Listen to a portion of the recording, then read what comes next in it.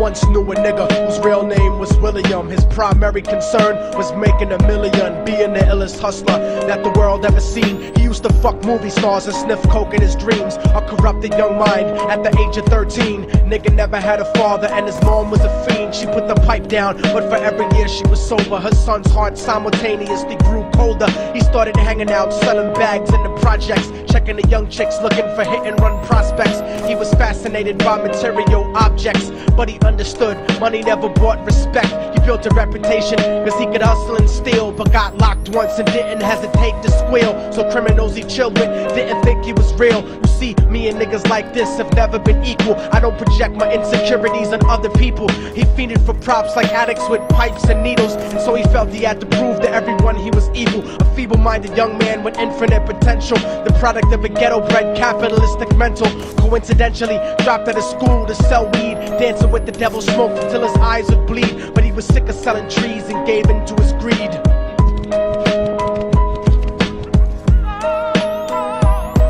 Everyone trying to be tripe never faced the consequences. You probably only did a month for minor offenses. Ask a nigga doing life if he had another chance. But then again, there's always the wicked that knew in advance. Dance forever with the devil on a cold cell block. But that's what happens when you rape, murder, and sell rock. Devils used to be gods, angels that fell from the top. There's no diversity because we're burning in the melting pot.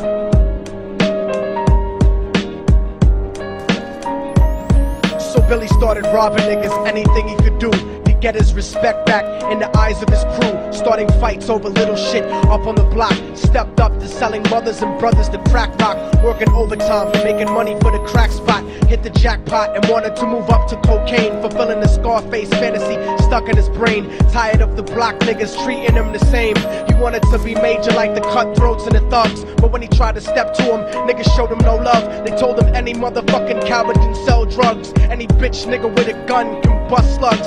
Any nigga with a red shirt can front like a blood. Even Puffy smoked the motherfucker up in the club. But only a real thug can stab someone till they die. Standing in front of them, staring straight into their eyes, Billy realized that these men were well guarded, and they wanted to test him before business started. Suggested raping a bitch to prove he was cold-hearted. So now he had a choice between going back to his life or making money with made men. Up in the sight, his dreams about cars and ice made him agree a hardcore nigga is all he ever wanted to be. And so he met them Friday night at 2:45.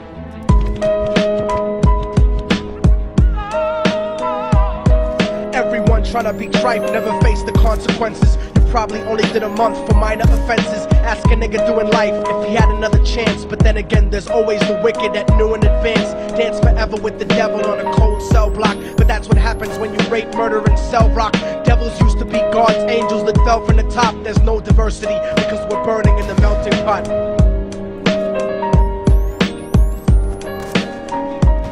They drove around the project slow while it was raining, smoking blunts, drinking and joking for entertainment, until they saw a woman on the street walking alone, 3 in the morning, coming back from work on her way home. And so they quietly got out the car and followed her. Walking through the projects, the darkness swallowed her. They wrapped her shirt around their head and knocked her onto the floor. This is it, kid, now you got your chance to be raw. So Billy yoked her up and grabbed the chick by the hair and dragged her into a lobby that had nobody there. She struggled hard, but they forced her to go up the stairs. They got to the roof and then held her down on the ground, screaming, "Shut the fuck up and stop moving around." The shirt covered her face, but she screamed and clawed. So Billy stomped on the bitch till he broke in her jaw. Them dirty bastards knew exactly what they were doing. They kicked her until they cracked her ribs and she stopped moving. Blood leaking through the cloth, she cried silently.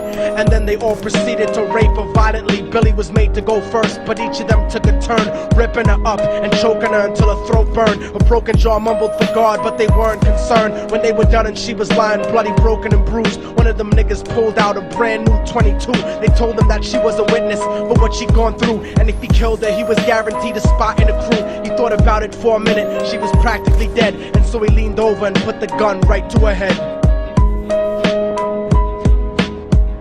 I'm falling and I can't turn back. I'm falling and I can't turn back. Right before he pulled the trigger and ended her life, he thought about the cocaine with the platinum and ice, and he felt strong standing along with his new brothers. Cocked the gat to her head and pulled back the shirt cover, but what he saw made him start to cringe and stutter, cause he was staring into the eyes of his own mother. She looked back at him and cried cause he had forsaken her. She cried more painfully, and when they were raping her, his whole world stopped. He couldn't even contemplate. His corruption had successfully changed his fate, and he remembered how his mom used to come home late, working hard for nothing, cause now what was he worth? He turned away from the woman that had once given him birth, and crying out to the sky cause he was lonely and scared, but only the devil responded cause God wasn't there. And right then he knew what it was to be empty and cold, and so he jumped off the roof and died with no soul. They say death takes you to a better place, but I doubt it. After that they killed his mother and never spoke about it. And listen, cause the story that I'm telling is true, cause I was there with Billy Jacobs and I raped his mom too. And now the devil follows me everywhere that I go. In fact, I'm sure he's standing among one of you at my shows, in every street cipher listening to Little Thug's flow. He could be standing right next to you and you wouldn't know. The devil grows inside the hearts of the selfish and wicked. White, brown, yellow and black color is not restricted. You have a self-destructive destiny when you're inflicted, and you'll be one of God's children that fell from the top. There's no diversity because we're burning in the melting pot. So when the devil wants to dance with you, you better say never, because a dance with the devil might last you forever.